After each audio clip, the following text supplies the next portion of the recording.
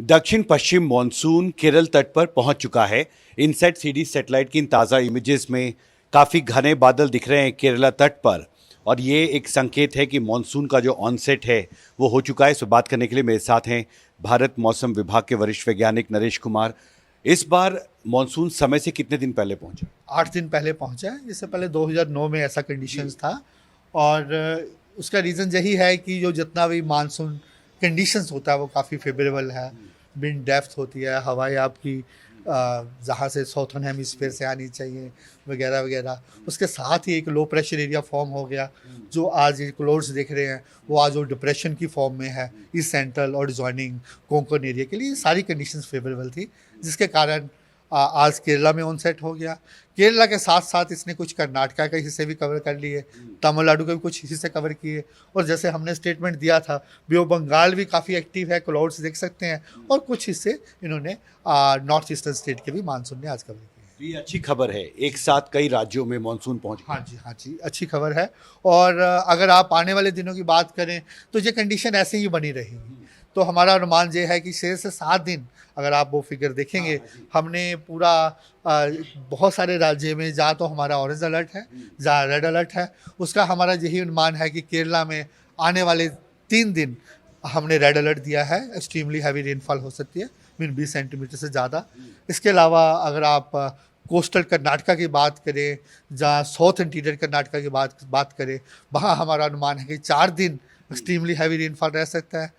Even Tamil Nadu में भी हम जो सोच रहे हैं उनके घाट एरिया, कल और परसों वहाँ भी हम रेड अलर्ट देंगे, एक्सट्रीमली हैवी रेनफॉल रह सकता है। इसके साथ कोंकण, गोवा और मध्य महाराष्ट्र के लिए आज के लिए हमारा रेड अलर्ट है। इसके बाद थोड़ा रेन कम हो जाएगा। जी, तो आपके इस मैप में बहुत साफ तौर पर ये दिख रहा है कि पूरे देश में या तो येलो अलर्ट है, या ऑरेंज अलर्ट है, या रेड अलर्ट है।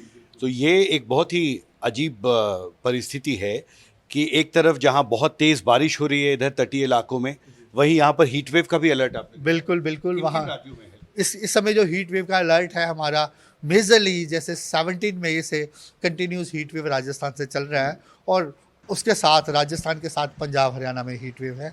राजस्थान के लिए हमारा कुछ 3-4 दिनों से हम रेड अलर्ट दे रहे हैं, और आने वाले 3 दिनों के लिए भी रेड अलर्ट है। उसका कारण यह है कि वहाँ heat wave to severe heat wave condition रहेगा, और साथ में रात के टेम्परेचर भी ज़्यादा रहेंगे। वही कारण था। हाँ जी। एक आखिरी सवाल, इस इनसेट सीडी सैटेलाइट इमेजेस में दिख रहा है कि जो डिप्रेशन है वो तट तक पहुंच गया है। तो ये डिप्रेशन की अभी क्या स्थिति है और अगले 24 घंटे क्या होगा? देखिए, स्लोली ये अभी सिस्टम क्रॉस कर जाएगा, और इसके बाद इसका मूवमेंट ईस्टवर्ड रहेगा।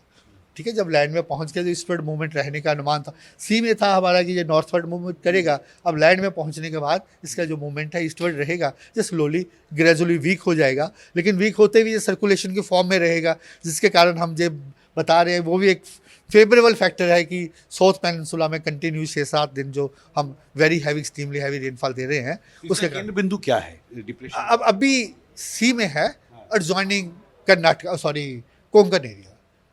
जी। इसके साथ ही ये मैं बताना चाहूँगा, जैसे 6 से 7 दिन कंडीशन फेवरेबल रहेगी, तो मानसून आने वाले 2 से 3 दिन में गोवा भी कवर कर लेगा, महाराष्ट्र के कुछ और हिस्से कवर हो जाएंगे। इसके साथ आंध्रा के कुछ हिस्से कवर आंध्रा के कुछ हिस्से कवर करने का अनुमान है।